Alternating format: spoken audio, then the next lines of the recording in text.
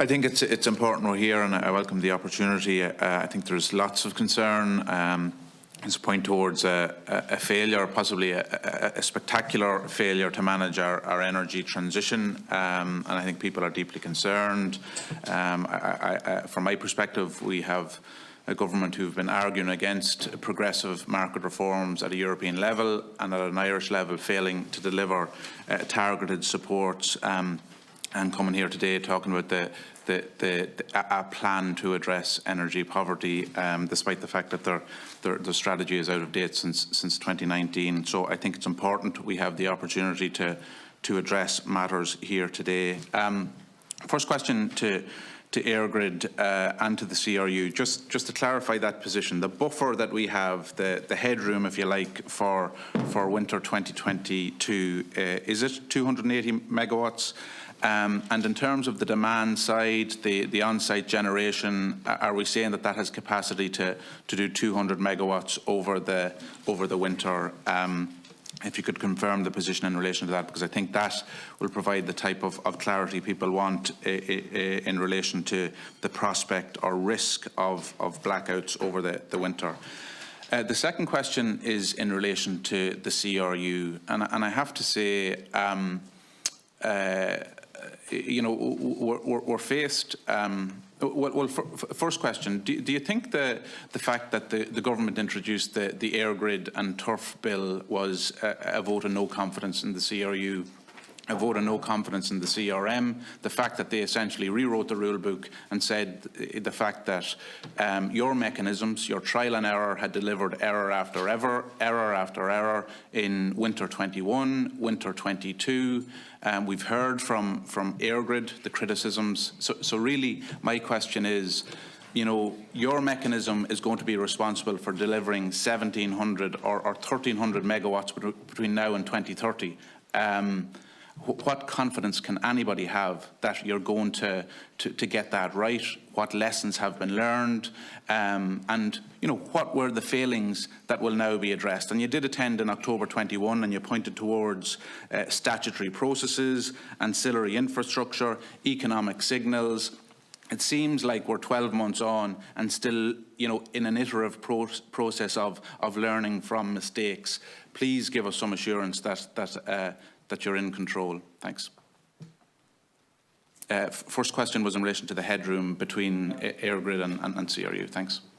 I'm happy to take that. So the GCS which we produce is looking at a gap of about 260 to 280. What we also do on an annual basis before every winter starts is we produce something called a winter outlook, and it looks at the specifics of the winter. And to the point that was made earlier on, it's a very live piece of work that we do, because at any point in time what you can have is a generator can come back or another generator can go, it can force off the system. So as we sit here, the GCS is saying at about between 260 and 280. Over the next couple of weeks, what we will do is we will look again, as we do regularly, at the plant situation and determine where are we at that point in time. And then through the winter, in terms of the gap, what we will do is we'll utilise all those tools available to us to manage it. In terms of DSM, we've approximately 500 megawatts of demand-side management connected to the system. What we want from the DSM is we want an increase in the performance such that if we 500 connected, that we can rely on up to that amount. So what we want to see is a closure in the gap between what's signed up and then what delivers for us.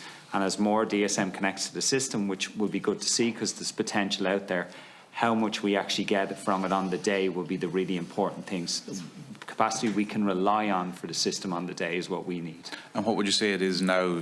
Of the 500, what would you think? So of the 500 at the moment, on any one day, because of availability, we're probably getting about 130, 150. Okay. And is Great Island back? Great Island just came back last week and is easing its way back in. Dublin Bay came back recently as well. So during the summer, what we do is we will work with the generation owners to take their outages during that period of time, such that coming back to the winter, we're in the strongest possible position, depending on the availability of the units. So we've had a tight summer because we've been letting the units off in the system out to do their outages. We're seeing them come back. We'll hopefully see more come back, which is why the update in terms of any potential gap will be refreshed as we get closer and closer to the winter. Okay, thank you. Thank you.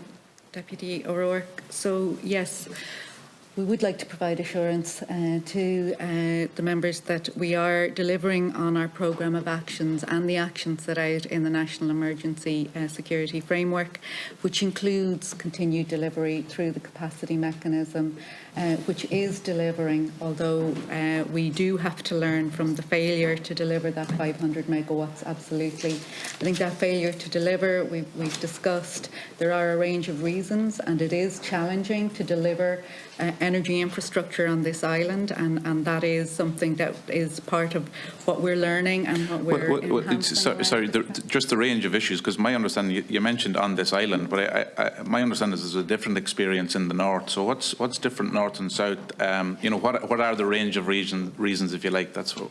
Yeah, absolutely. So right now we have capacity procured by the CRM in Northern Ireland, 600 megawatts that's under construction. And in fact, we have also delivered capacity like batteries and obviously demand side units through the capacity mechanisms that are in place, that are operational, that are supporting security of supply for this winter. So we do have tangible evidence of delivery under this capacity mechanism.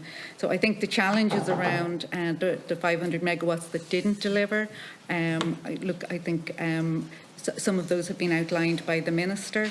I think it is clear that there are challenges around the timelines for planning processes and environmental processes. With everybody working to the best of their ability, it just seems to take longer. And we do support the government's initiative around reviewing the planning framework with the view to accelerating some of those processes so that we can deliver some of the much needed capacity. And that's not just around generation, and Commissioner Gannon would have spoken at a previous committee hearing. It's all across the board. We need to support EirGrid in delivering transmission infrastructure more quickly, and we need renewables on more quickly. So that's a general challenge. But within that, I think we have published recently a review of the capacity mechanism, areas where we think there can be improvements. We're consulting on that. And that will enhance future options. But in the meantime, we have procured and are delivering significant additional capacity. And I might ask maybe Mr. Yeah, so just since the capacity mechanism came in, 4,800 megawatts of new capacity has been contracted. Of that, around just under 3,000 megawatts gas, 440 megawatts battery, and around 1,200 megawatts of DSU, as we've discussed already. In total, between the large non-delivery that we've spoken about here and other smaller failures to deliver, we would have seen 657 megawatts that did not deliver. When we were here last October, at that stage, we had contracted about 2,500 megawatts of capacity. Since then, in the more recent auctions we've contracted another 2,245 megawatts in the more recent auctions. Of that, and I think the Deputy is aware that around 600 megawatts is in construction.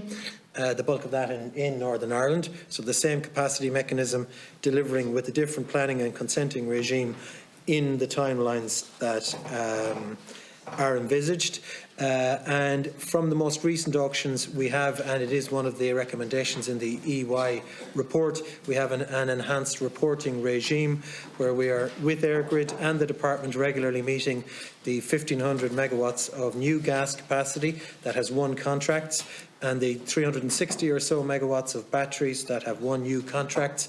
And of that 360 megawatts of batteries, 120 megawatts or so is already commissioned. Carol, if I could just add briefly, we did mention last October that there were 2 upcoming auctions and that we needed to make sure that they secured and procured the capacity necessary. John has outlined that 2,200 odd megawatts were secured in those. In advance of those auctions, we increased the economic signal by examining inflation to enhance the price cap. So we made that change in the course of a number of short months to address certain issues. We also offered directions and letters to our to Gas Networks Ireland and to EirGrid to ensure that the grid connections, both gas and electricity, would be delivered on time, and that the ancillary utilities would be assured to those generators, and that we would have confidence, and that they would have confidence bidding into the auction that they would receive their connections on time. Another change. Following that, we have a consultation underway with regard to demand-side units to look at the economic signal that they're receiving. And then we've already mentioned it, I won't go into it in much more detail, we began that review of the CRM in December of last year. As we were amending those shorter-term auctions, the T3 and the T4, to look at that longer-term review, that longer-term enhancement of signals, notwithstanding the fact that we tactically looked at changing some of those signals in those shorter-term auctions. So we were thinking in the short term and acting in the short term to secure the 2,200 megawatts, but also thinking more long-term about our 2030 delivery. Of the 2,200 megawatts, there will be challenges to delivery, and there will be challenges to timely delivery. And I think it's worth repeating here that both for network infrastructure and for generators, it is a very difficult place to bring projects through a planning and a licensing system. And it's not just here, it is across Europe, and it has been recognised in Europe through the REPowerEU document that has said renewable energy generation infrastructure in particular, but the networks supporting it should be considered in the overriding public interest. And I think it is essential for us all here to make sure that we all support the delivery of the type of infrastructure that we're going to need to deliver our low-carbon transition. And that's not just wind farms and solar farms as supporting infrastructure. It is also the gas-fired infrastructure that will make sure that we keep the lights on when the wind is not blowing and when the sun is not shining. So the delivery of infrastructure can't be left behind as we fix the procurement aspects of the market. And I think what I've tried to get across is that in the short term, we made changes to address, and we have had some impact from that, but we are still examining for the medium and long term what else is needed to make sure that the CRM performs to its optimum.